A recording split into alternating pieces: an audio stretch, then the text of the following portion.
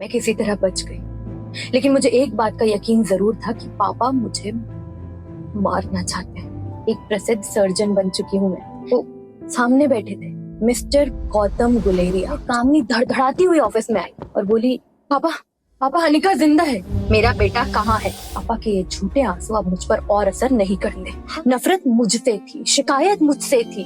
मेरे बेटे ने आपका क्या बिगाड़ा था? पापा के ऑफिस से निकलते ही मैंने राजलक्ष्मी को फोन लगाया।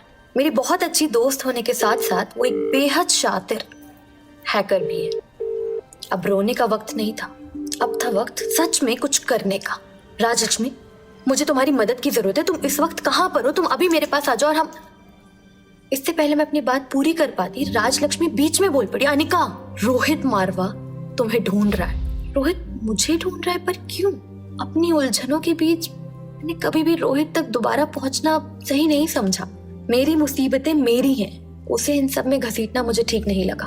अनिका, तुम सुन रही हो? राजलक्ष्मी की आवाज ने मुझे यादों के भंवर से बाहर निकाला। अनिका, रोहित तुम्हारे ही होटल में है और वो... इससे पहले वो अपनी बात पूरी कर पाती, फोन बीच में ही कट गया। और जैसे ही मैंने सामने देखा तो सामने रोहित था। छोटे से बच्चे को गोद में उठाए किसी कमरे में जा रहा था।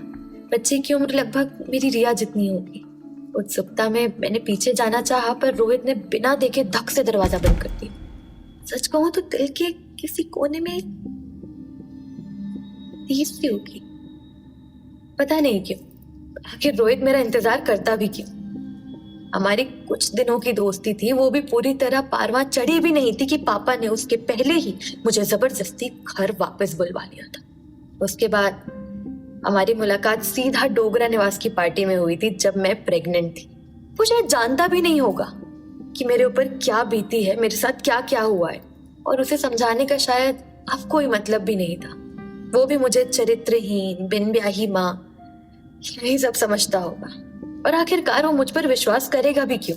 मैं ये सब सोच ही रही थी कि तभी रोहित के कमरे से बहुत तेज आवाज आई, आर्यन, आज से तुम्हारा टीवी, तुम्हारा वीडियो गेम, सब कुछ बंद। तुम्हें अंदाजा भी नहीं कि तुमने मुझे कितना डरा दिया था। रोहित शायद छोटे बच्चे को डांट रहा था। सॉरी पापा, मैं दोबारा ऐसा नहीं करूंगा। छोटे से अबोध बालक की सिसकियों भरी वो आवाज, वो सुनकर जैसे मानो मेरा दिल टूट सा गया। लगा जैसे मेरा कलेजा मुंह को आ रहा है। मन कर रहा था कि मैं भाग कर जाऊं उसके पास और उसे अपने सीने से लगा लूं। आर्यन में ना जाने क्यों मुझे मेरी रिया दिखाई दे रही थी। वो भी ऐसे ही रोती थी जब भी मैं कोई छोटी सी जरा सी बात पे उसे कुछ कह दूं। ये बच्चे भी ना। आर्यन, तुम्हारा सॉरी का मैं क्या करूं बताओ? 1000 बार समझाया तुम्हें कि ये शहर सुरक्षित नहीं है। तुम मारवा खानदान के इकलौते चिराग हो। तुम्हें कैसे समझ नहीं आती है बात? ऐसे अकेले तुम नहीं घूम सकते बाहर। तुमने लापरवाही की सीमाएं लांघ दी हैं, अब और नहीं। और तुम्हारी हिम्मत कैसे हुई? कैसे हुई तुम्हारी हिम्मत बिना बताए इतने घंटों तक घर से बाहर रहने की? रोहित गुस्से से मानो उबल रहा था। इतने छोटे बच्चे के साथ इतनी सख्ती, ये सही नहीं था। हालांकि मैं रोहित की चिंता समझ सकती हूँ। जिस शहर में मेरे पापा जैसे लोग हों, तो वो कहाँ से सुरक्षित होगा? पापा, वो मेरी ट्यूशन टीचर, वो मुझे बात पूरी करने से पहले वो बच्चा फफक के रो पड़ा। क्या बोला बेटा ट्यूशन टीचर ने? रोहित ने प्यार से पूछा। उसका गुस्सा शांत हो गया था। उन्होंने कहा कि मैं डफर हूं और शायद मैं अपनी माँ पर गया हूं। और उन्होंने ये भी कहा पापा कि मम्मी और मेरी वजह से आपकी लाइफ खराब हो गई। सच में पापा, हमने आपको इतना परेशान किया है क्या? आर्यन ने एक सांस में ये जवाब दिया। आर्यन, तुम कभी ऐसे दोबारा मत सोचना। तुम मेरे लिए सबसे ज्यादा खास हो। मैं तो सोच भी नहीं सकता तुम्हारे बगैर अपनी लाइफ। और तुम्हारी ट्यूशन टीचर से मैं बात करता हूँ। ये कहकर रोहित ने उसे अपने गले से लगा लिया। पापा, मम्मी हमें छोड़कर क्यों गई? आर्यन ने बड़ी मासूमियत से पूछा है। बेटा, अभी आप ये सब समझने के लिए ना बहुत छोटे हो। आप बड़े हो जाओ, फिर पक्का प्रॉमिस कि मैं आपको सब कुछ समझाऊंगा। इस सब में आपकी कोई गलती नहीं है। आप बस ये प्रॉमिस करो कि आप दोबारा कभी ऐसे कहीं नहीं जाओगे। प्रॉमिस पापा। बाप बेटे में कितना प्यार है, ये देखकर मानो कुछ महसूस हुआ। शायद मेरा बेटा जिंदा होता तो इतना ही बड़ा होता। आंसू पोंछते हुए मैं अपने कमरे में वापस आ गई। जैसे ही कमरे में घुसी रिया मेरा इंतजार कर रही थी। मुझे देखते ही दौड़कर मेरे पास आई और कमर पर हाथ रखकर खड़ी हो गई और मुंह बनाते हुए बोली, अनिका गुलेरिया, तुम्हें पता है क्या टाइम हो रहा है? वो मेरी घड़ी खराब हो गई थी रिया। मैं भी बच्ची बन गई। इसकी सजा मिलनी चाहिए। तुमने अपना प्रॉमिस तोड़ा है। रिया ने नकली गुस्सा करना शुरू किया। कितनी प्यारी बच्ची है ये। एक रिया ही तो है जो मेरे अंधेरे जीवन में इकलौती रोशनी है। सजा तो बिल्कुल मिलनी चाहिए। मम्मा देर से आई और अपना प्रॉमिस भी तोड़ा, तो क्यों ना हम आइसक्रीम खाने जाएं? ये सजा सही रहेगी। मैंने भी रिया को उसी की भाषा में जवाब दिया। आइसक्रीम का नाम सुनते ही वो जो खुश हुई। मेरी रिया। फिर बस रात घिर आई। रिया सो चुकी थी। मैं भी बिस्तर में लेटे लेटे ये सोच रही थी कि समय कितना जल्दी बदल जाता है, गुजर जाता है।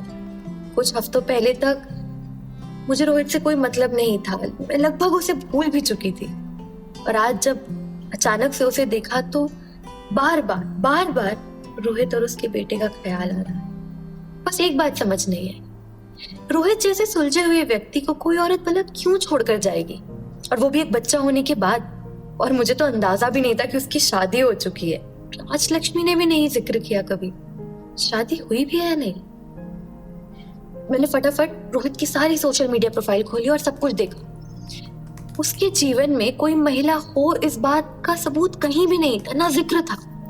लोकल अखबार में, सोशल मीडिया पर कहीं भी नहीं। इतना बड़ा बिजनेसमैन अगर शादी करेगा तो कहीं तो खबर छपती। एक मिनट, ये मुझे क्या हो रहा है? मुझे इस बात से इतना फर्क क्यों पड़ रहा है कि रोहित के जीवन में कोई लड़की है या नहीं?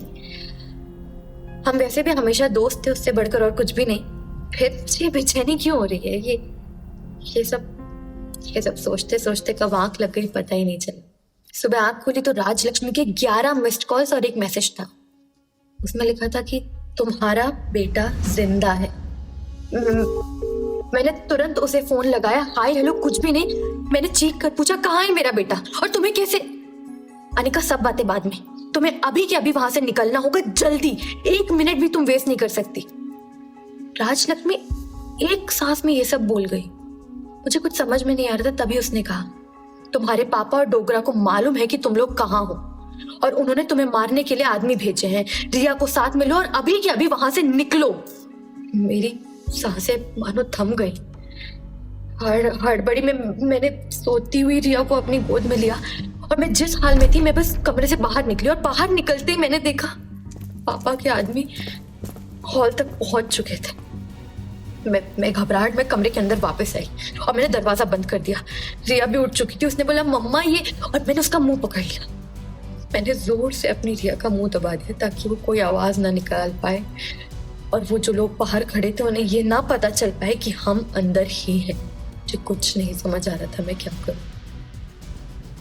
ये सवाल जिंदगी और मौत का था।